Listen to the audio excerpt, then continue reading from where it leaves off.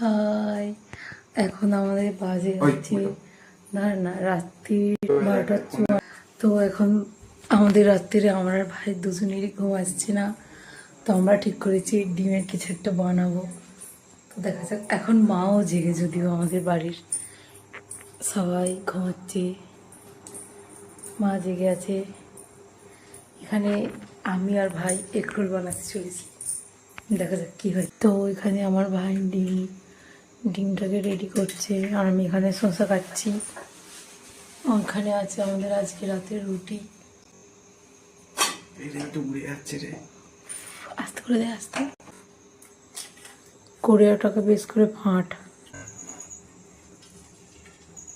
তেলটা গরম হয়নি, ডিমে তো পাতলা হয়।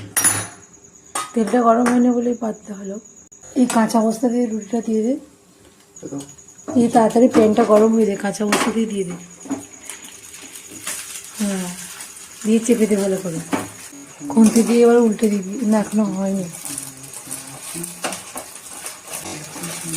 তেল দে এবার নিচে, খুন্তি দিয়ে চাগিয়ে ধর জিনিসটা, তেলটা দে নিচে, নে তেল দে অল্প করে দে, ঢাল।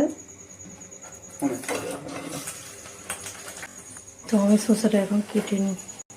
দুটো আলাদা আলাদা জায়গায় করলি না? আরে দে, আরেক না, এটা এক্ষুনি উঠে যাবে। অতটা প্রফেশনাল করে কি হবে? আর একটু সস দিতে পারিস, লঙ্কা দিবি না একদম। তুই দুটোই খাবি? ঠিক আছে, অর্ধেক তুই খাবি। ঠিক আছে। পেঁয়াজ দিয়েছিস, হুম, আর একটু সস দিয়ে দে। পরে নি কেন? নিচেরটা তো বেশি ডিম ছিল। হ্যাঁ, দুটোই তো তোর।